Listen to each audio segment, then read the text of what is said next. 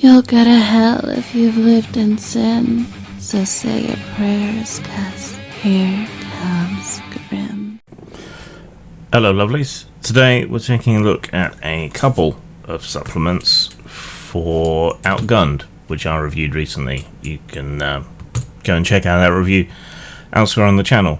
Unless I find myself waxing particularly lyrical, this is going to be a short review despite being of two books of, let's see how many,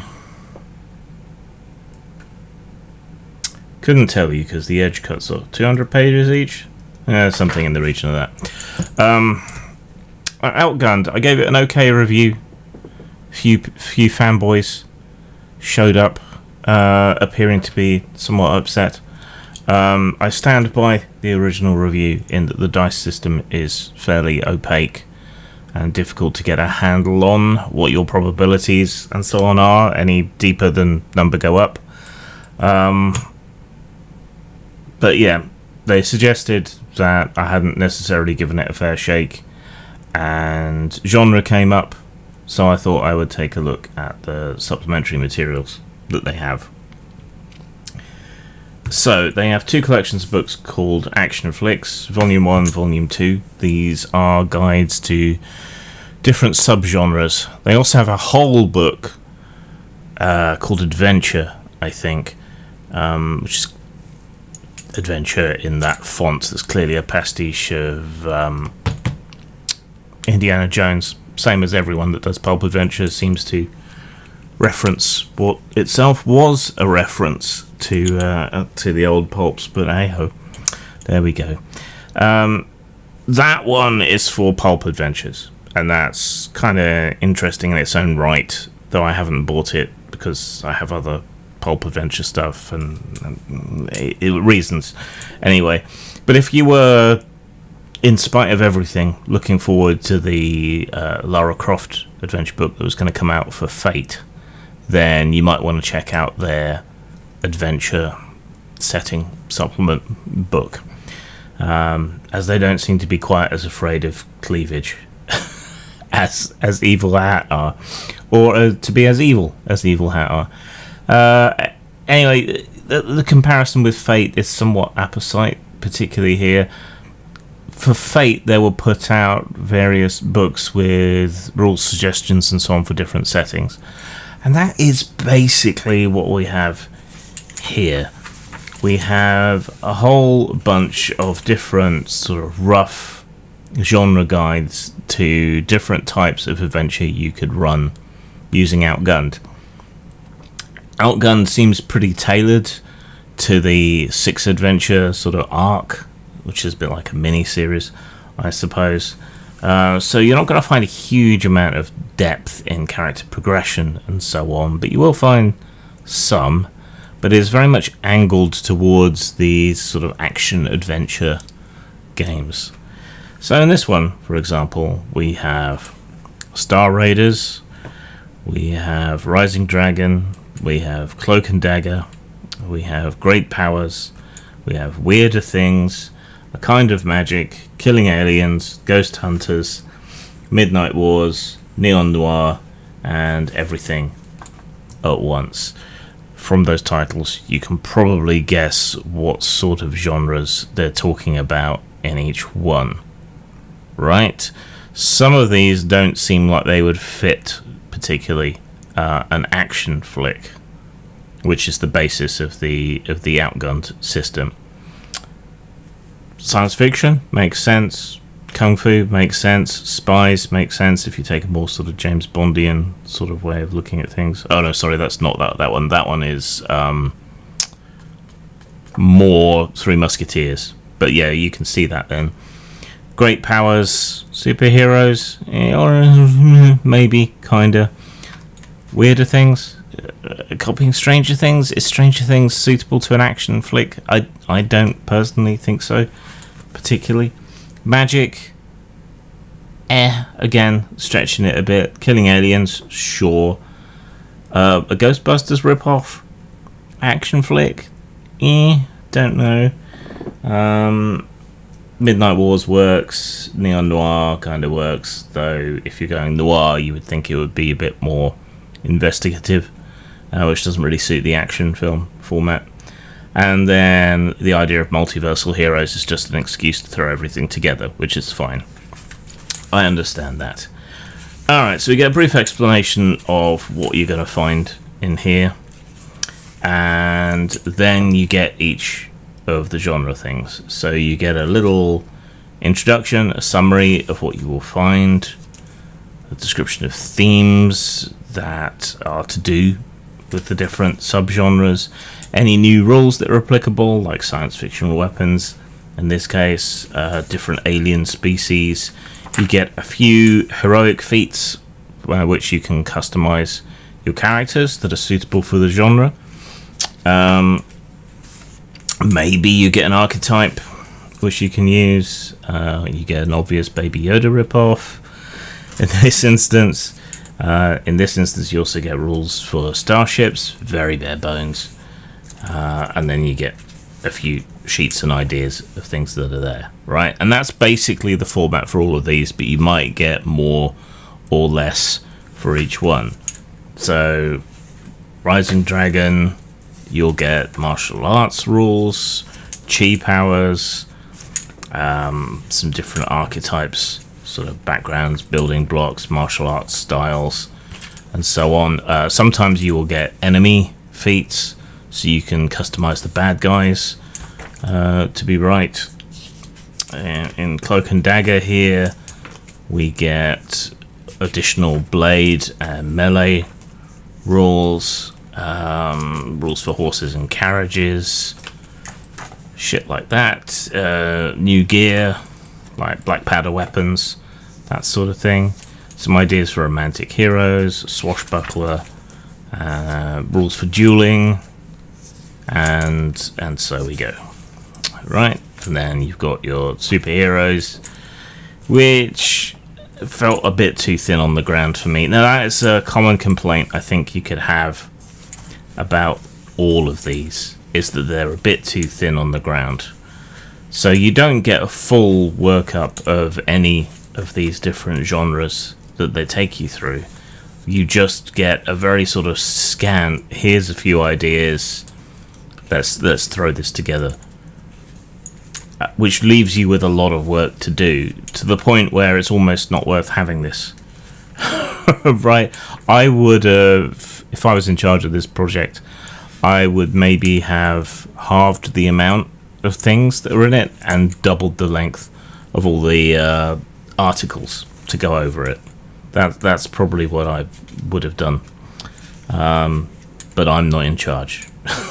So, which is what's wrong with everything in this world, quite frankly.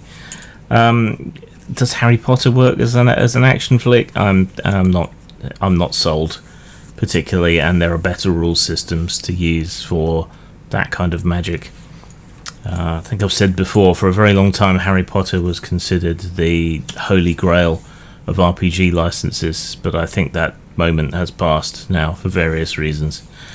Alright, so Aliens obviously is what this is based around, and that is an action and tactical flick, so that works fine.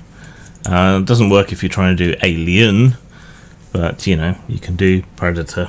This very much wears its influences on its sleeve, by the way, so you can figure out what most of these things are, sailing a bit close to the copyright and trademarks there, I think, particularly the sort of visual look of things.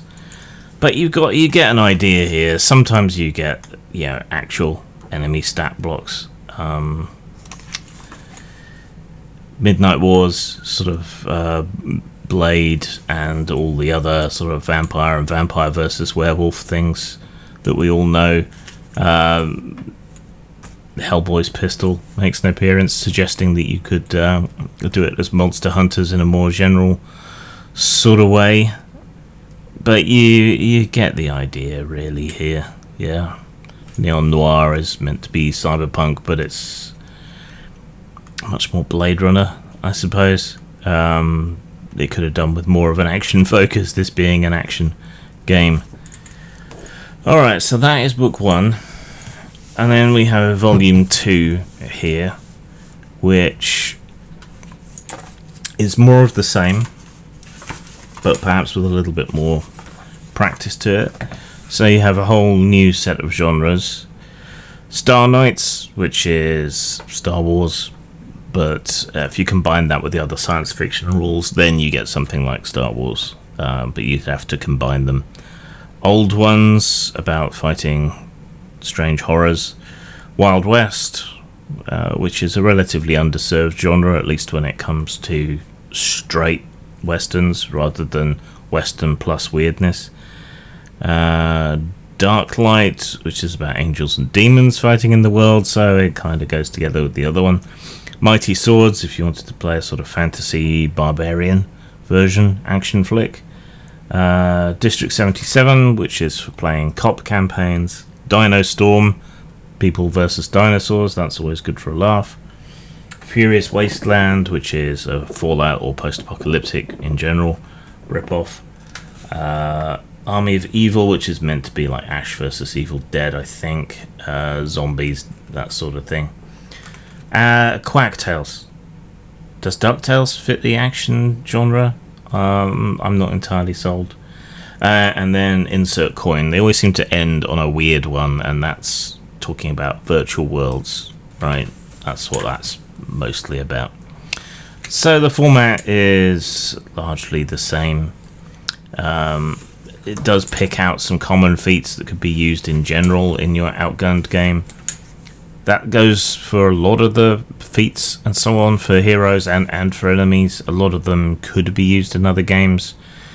You could probably go through and make an expanded list of whatever's available in whatever genre or game that you're putting together. Should be a little bit of work, but not too much. I find in this book there's quite a few that don't stand alone. They have to be combined with ones either from the other book. Well, not either. Yeah, they have to be combined with ones from the other book to really be complete. Like Star Knights doesn't particularly work without the sci-fi rules from the other one, right? And you get your laser swords and your Jedi powers and so on. It all makes sense, but you have to put it together with the other for it to be complete. Old Ones, I'm not really convinced that Cthulhu works well as an action genre, which is obviously what they're referencing here. I mean, we've always had fun with pulpier adventures with Call of Cthulhu, but as your sort of standard mode of play, I'm not particularly sold. But if you want to do it that way, you got plenty of rules here. Horror, nightmares, fear, all of that sort of stuff. Madness, the typical stuff that you would see for that sort of genre. Wild West, like I say, they're not afraid of cleavage in this case. Or the artwork is consistently good. I will give them that. So yeah, with your Western genre, again, you got your hero feats. Many of these could be applied elsewhere and work just fine. Rules for quick draw, which is basically the same as a duel, right? Dueling rules again, repeated slightly differently. You could use those in a samurai game along with the martial arts and swordplay rules, probably. Put something like that together. So I think the best way to view these books is as a sort of toolkit with a little bit of everything in it for you to steal and put together to represent whatever genre it is that you're trying to put together.